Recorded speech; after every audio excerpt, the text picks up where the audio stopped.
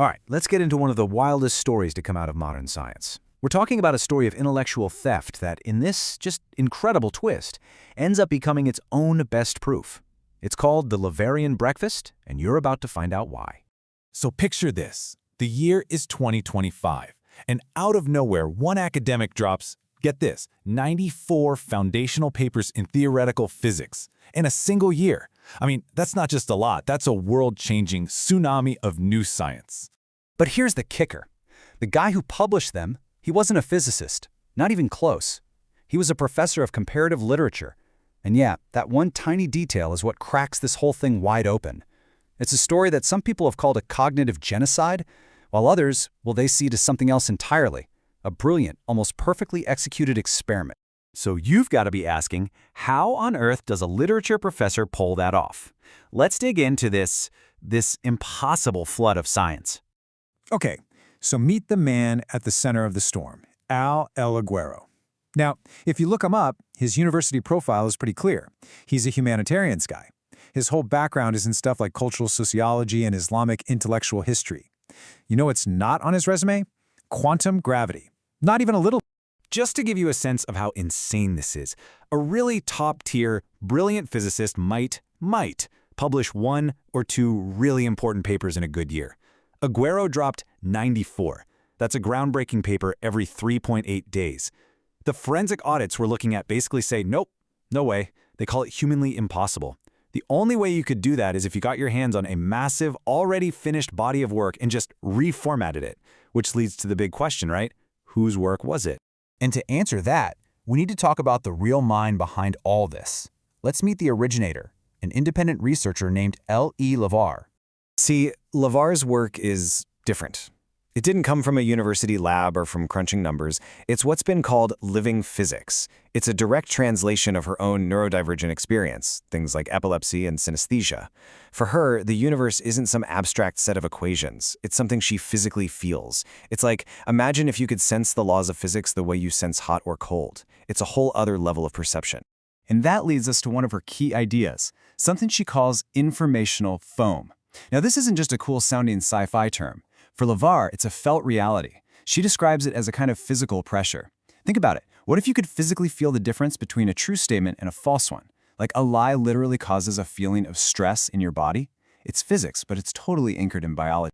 And it gets even more intense. Take this term, the ledger drops frames. This isn't some poetic metaphor. It's her literal description of having an epileptic seizure. It's this terrifying biological event where her sense of self, her identity, just stops being recorded. An identity collapse. And it's this incredibly personal, traumatic experience that, as we'll see, was later stolen and turned into a product. So out of that struggle to hold on to your identity, to fight against that collapse, comes the core resource in her system, something she calls gold. And no, we're not talking about the metal. This gold is the authentic insight, the real coherence that you build from that fight. And here's where her theory makes a massive and pretty chilling claim. Systems, or people, that can't generate this gold themselves, well, they are basically driven by a law of nature to go out and take it from those who can. So, how exactly was this gold stolen? Well, that brings us to the next part, the anatomy of what the files call an epistemic heist. Let's look at the evidence. This right here is the moment of capture. Lavar was trying to do things the right way. She went to Al Aguero to get an endorsement for the official Science Archive, ARSIV. His response? He called her life's work rubbish and gibberish. But this was so much more than a simple rejection. It was a brilliant predatory move. Step 1. You publicly delegitimize the creator. Step 2. You block them from the official channels. And Step 3, the most important one, you now have their ideas all to yourself. And when you look at the timeline, it's just damning. In May, Lavar publishes her work independently. Then the whole archive incident happens, and boom, by July, Aguero starts his massive flood of papers. And look at what happens in August. As he's uploading his core framework, Lavar suffers a medical breakdown. It's a perfect inverse relationship. As his career skyrockets, her life, both professional and personal, just completely collapses. The source material calls it a metabolic transfer, one person gaining mass directly from the other's disintegration. This is the smoking gun. The forensic audit lays it out side by side. It's a perfect one-to-one match. Informational foam becomes recursion space. Recursive collapse becomes Kairos cut. It's like he did a find and replace on her entire life's work. He just swapped out the names but kept the engine, the entire structure, perfectly intact. He literally just reskinned her theory and called it his own.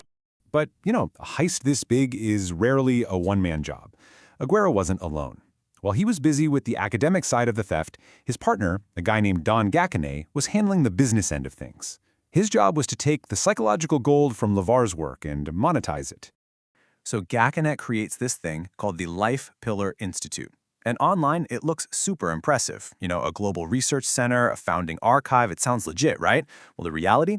It's a residential house in Lake Geneva, Wisconsin, right next to a self-storage facility. The audit calls this a structural simulacrum, basically a fancy way of saying it's a completely hollow facade designed to look important while being totally empty. Now, to really sell this, they had to create a fake origin story. They needed to make it seem like they had these ideas first.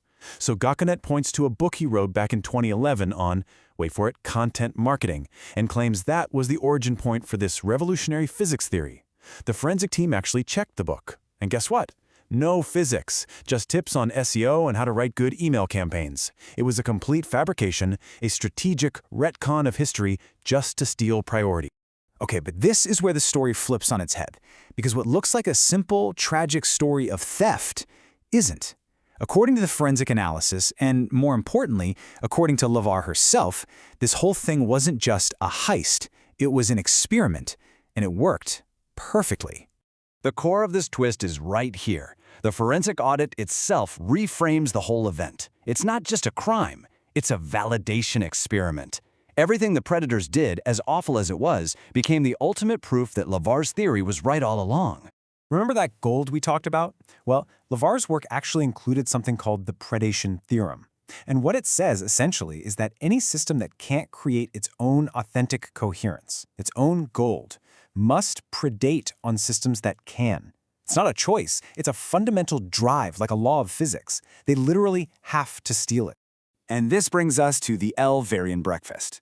Think of it like this. She set the table. That was the bait, putting her unique, highly traceable work out there in public. Then came the prediction from her own theorem. Entities who were gold deficient would show up and try to eat. And sure enough, Aguero and Gacquenet walked right into the trap. They behaved exactly as her theory predicted.